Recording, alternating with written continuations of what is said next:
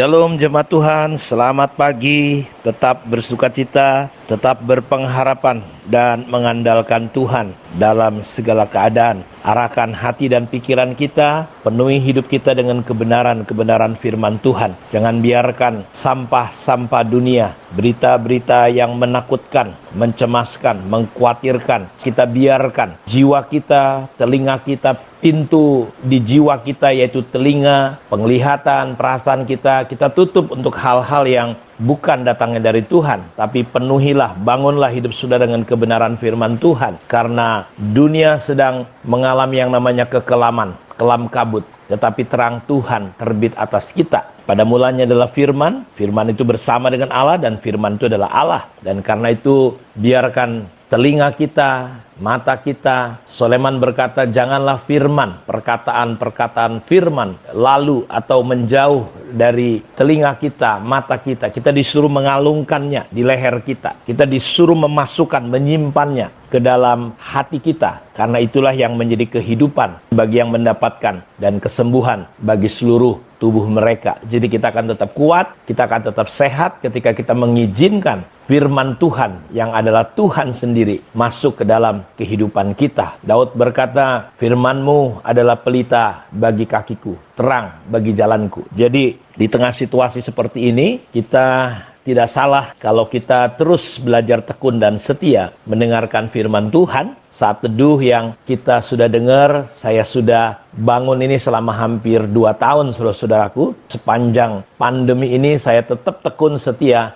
menyampaikan kebenaran firman Tuhan. Sebab firman Tuhan adalah penyegaran untuk jiwa kita. Seorang penginjil terkenal, Reinhard Bonnke, berkata, kalau orang mendengar firman, dia masih punya harapan. Kalau dia sakit, dia bisa sembuh. Kalau dia dalam kegelapan, dia bisa dapatkan terang, inspirasi dari Tuhan. Karena itu, kita akan terus membangun hidup kita, membiarkan hidup kita terbangun dan dibangun oleh firman Allah. Dan saya dan kita semua sedang terus belajar tentang maksud abadi Allah. Kita sudah belajar bahwa untuk bisa memahami lebih dalam maksud abadi Allah itu, untuk bisa mengenali maksudnya, kita perlu mengenali pribadinya. Allah bisa kita lihat, kita kenali lewat firman-Nya, lewat perkataannya, lewat pikirannya di dalam Alkitab, di dalam firman Tuhan yang kita dengar seperti ini, atau lewat keilahiannya, penciptaan-penciptaannya. Samudra, cakrawala itu menceritakan, dan kita tidak bisa membantah bahwa Allah itu ada hanya dengan melihat ciptaan-ciptaannya. Karena itu di dalam kekekalannya, sebelum kita masuk ke dalam hatinya, kita perlu mengenal yang Allah pada mulanya, Allah yang sejati hakikatnya. Kita sebelum mengenal hatinya, maksudnya kita perlu mengenal pribadinya. Karena itu saudara, Alkitab berkata di dalam kitab Kejadian 1 ayat 26,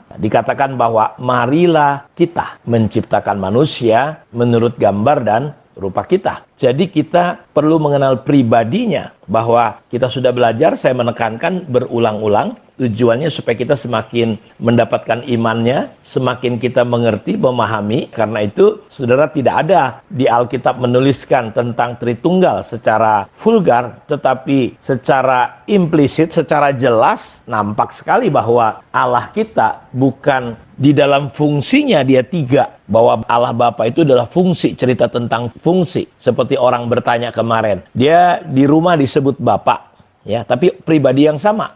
Lalu ketika dia di kantor atau di mana, oh dia disebut apa begitu ya, Bapak ini, karena dia punya fungsi. Lalu nanti ketika dia sedang olahraga disebut ini lagi. Saudaraku, satu pribadi, misalnya saya seorang pendeta, ya, di luar saya dikenal seorang pendeta, di rumah saya sebagai seorang bapak. Ya, ketika saya di tengah-tengah keluarga saya, mungkin saya adalah kakak atau adik. Tapi di dalam hakikat Allah, Allah itu bukan 3 fungsi, tetapi dia adalah memang 3 pribadi. Baptiskanlah mereka dalam nama Bapa, Anak, dan Roh Kudus. Nah, saudara, salah satu hakikat Allah, kebenarannya adalah Allah itu, dia berkata, marilah kita. Kata kita itu artinya lebih dari 1, komunitas. Jadi jelas hakikat Allah kita adalah dia tinggal di dalam komunitas. Dan Allah menciptakan manusia. Jadi kalau saya mengambil ilustrasi Allah itu seperti manusia, walaupun ini tidak bisa menerangkan secara sempurna, secara utuh Allah itu di dalam kealahannya. Kenapa? Karena Yesaya berkata, dengan apa engkau mau memberikan ilustrasi menyamakan aku? Nggak bisa, saudara-saudaraku. Karena Allah itu di dalam kitab perjanjian lama yang dinyatakan, itulah yang bisa kita tahu. Jadi kalau dia tidak menyatakan, Allah itu yang tahu hanya dirinya seperti apa dia. Seperti saudara. Saudara yang paling tahu diri saudara adalah saudara sendiri, bukan orang lain. Orang lain itu tidak sekenal seperti saudara mengenal diri saudara sendiri, dan Allah tentunya. Bapak, Ibu, saudara-saudara sekalian, kita perlu mengerti bahwa manusia itu adalah tubuh, jiwa, dan roh. Kalau cuma tubuh, dia tidak bisa disebut manusia, tapi dia disebut mayat. Kalau cuma jiwa, juga dia bukan manusia disebut. Kalau cuma roh juga tidak cukup, dia nggak bisa disebut manusia. Tapi itu tidak bisa mewakili untuk mengilustrasikan Allah, tapi paling tidak sedikitlah. Tapi intinya Bapak Ibu, Allah kita berada di dalam komunitas. Karena itu ketika dia ciptakan Adam dan Hawa, dia berkata, dia ciptakan Adam, tidak baik manusia itu seorang diri. Karena itu saudaraku, sekualitasan kita atau sekriterianya Allah dengan kita adalah bahwa manusia itu adalah makhluk yang hidupnya tidak boleh sendiri. Manusia itu adalah makhluk komunitas. Karena itu Tuhan Yesus berkata, ketika kita saling mengasihi dalam komunitas, kita disebut murid-murid. Dunia akan tahu, mengenal kita. Karena itu ketika kita punya masalah persoalan, kecenderungan sifat dosa adalah membuat kita hidupnya independen, terlepas dari komunitas. Makanya perhatikan, ketika kita punya masalah persoalan, kita selalu nggak pengen ketemu orang. Kita selalu ingin sendirian. Nah, itulah sifat-sifat yang bertentangan daripada bagaimana sifat kita seharusnya. Kalau kita memiliki kriteria manusia Allah, manusia rohani, kita harus berada di dalam sebuah komunitas. Dosa mengeluarkan kita. Dosa memutuskan hubungan kita dengan Allah dan hubungan dengan sesama. Lihat, Adam dan Hawa. Dosa membuat mereka terputus dengan Allah dan mereka mulai saling menyalahkan. Adam berkata, perempuan yang kau kasih ini, dia yang bikin masalah. Saudara lihat, jadi maksud abadi Allah adalah kita hidup, karena Allah adalah kasih, kita hidup mengasihi Allah, dan kita mulai mengasihi sesama kita. Karena itu hukum yang pertama dan terutama adalah, kasihilah Tuhan Allahmu dengan segenap. Itu hukum yang pertama dan terutama, dan hukum yang sama dengan itu adalah mengasihi sesama kita. Seperti Tuhan sudah mengasihi kita, itu hukum yang terbaru.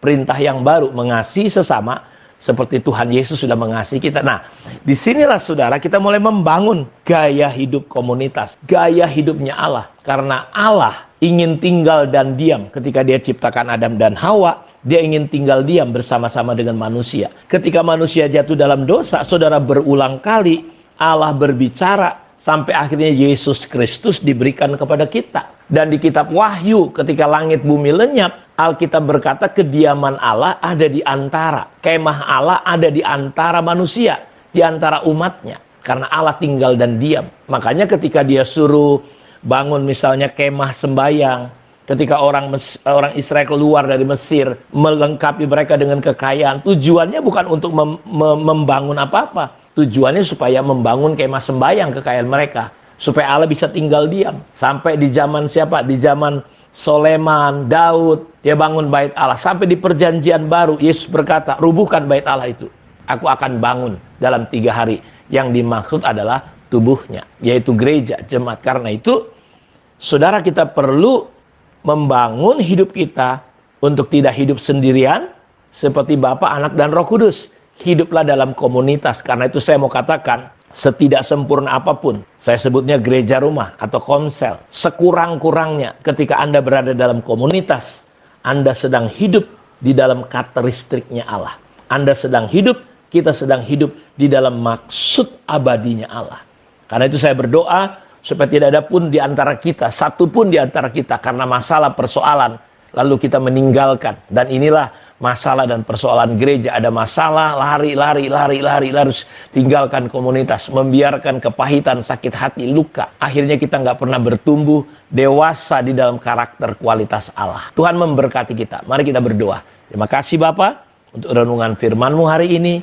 Berkati semua anak-anak-Mu. Kau tahu apa yang menjadi pergumulan, apa yang menjadi masalah dan persoalan kami semua. Tuhan, hamba-Mu berdoa, lawat semua anak-anak-Mu. Ada perlindungan yang sempurna yang datangnya dari Tuhan sendiri. Di dalam nama Tuhan Yesus Kristus, Hamba-Mu berdoa dan bersyukur. Terima kemurahan dan anugerah Tuhan. Dalam nama Yesus. Amin. Tuhan berkati kita semua. Shalom.